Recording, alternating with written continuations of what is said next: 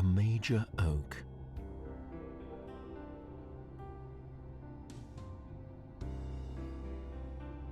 At over 1,000 years old, it is one of the most significant oak trees on the planet.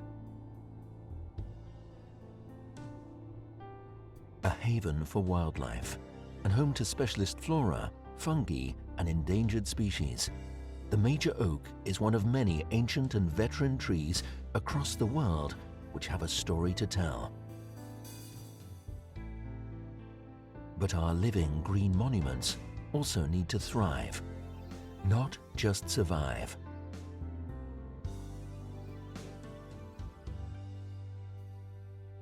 We are the custodians of these magnificent trees. For centuries, we have been allowed to get up close and personal. But could this very act, could tree hugging, actually lead to tree harming? Could it be that we are actually loving them to death?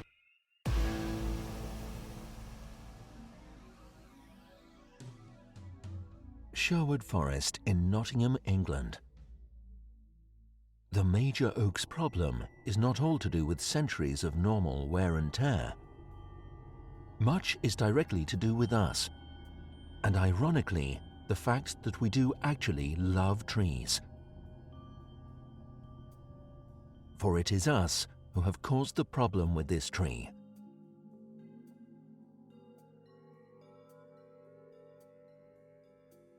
Our love of landscape features, and with it the actions of millions of pairs of our feet, has, in the case of the major oak, instigated a problem which needs a swift resolution.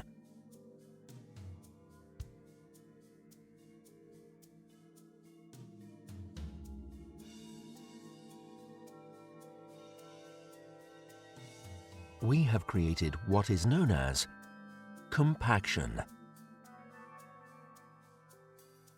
Tree roots need water, nutrients, and air to flourish. Compaction squashes the air out, creating a harder soil, making it difficult for roots to grow and breathe. In recognizing this, the owners of the tree erected a fence, creating an exclusion zone around it, allowing visitors to enjoy it without making the situation worse.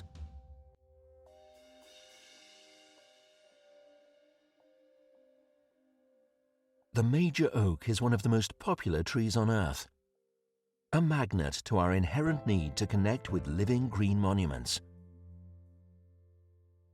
It has a squat bird trunk, hollowed out over centuries, and it created a shelter for everything from wildlife to Robin Hood.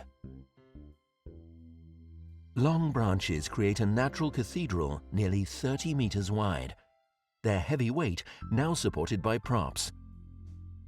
But to further understand what lies beneath the surface, this veteran tree underwent the very latest in cutting-edge technology. Tree radar.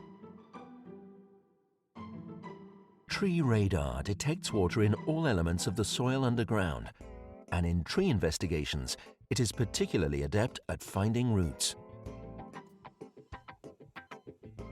Scanning down to 3 meters, it creates a map on its journey, with roots shown as red triangles on the scanning software. In this instance, the area within the fence line of the major oak was scanned, as was the footpath next to the fence and the picnic area beyond.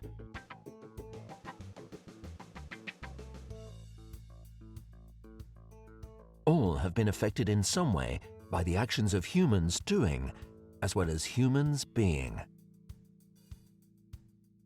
Once completed, the scan lines were analyzed using specialist software.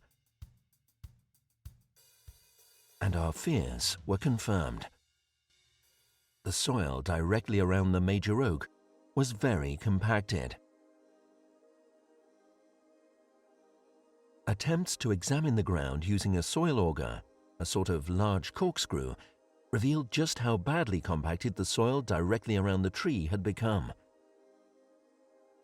We know that this would affect, most notably, the root growth and spread, but the woody root system is only part of the story. Imagine planting a new sapling in the middle of a congested forest. The sapling would reach out for the light, its efforts constantly thwarted by the trees around it, shading it with their crowns and denying it the energy it needs to survive. Eventually, it would most likely succumb to the darkness and die.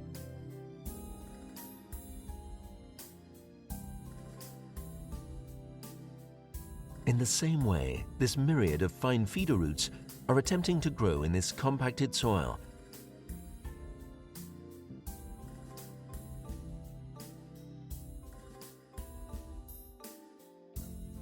They are supported by helpful fungi known as mycorrhizae. The fungal network links trees together, helping to share resources and act as an early warning system from attack. It is the original World Wide Web and reminds us how our environment is connected as a whole.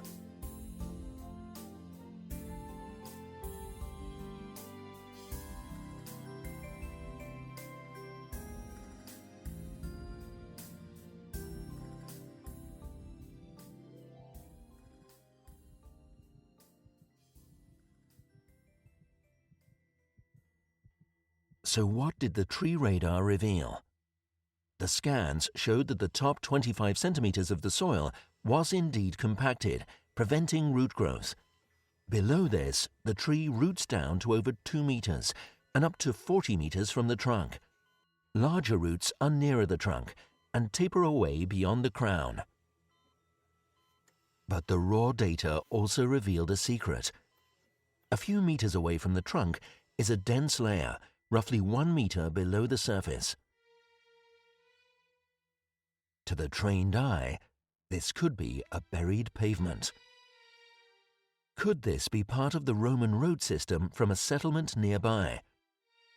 Was the major oak a wayfaring tree in ancient times?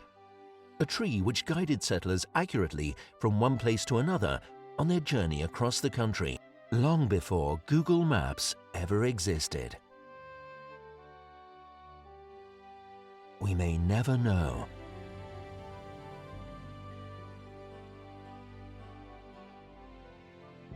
Not only do we need our living green monuments for scenic, social, and spiritual reasons, we need them for scientific reasons too.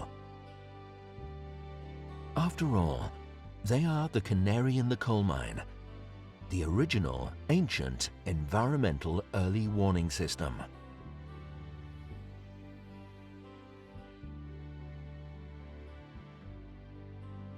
We may not have known it through the years, but perhaps the major oak's past is helping the present to take care of its future.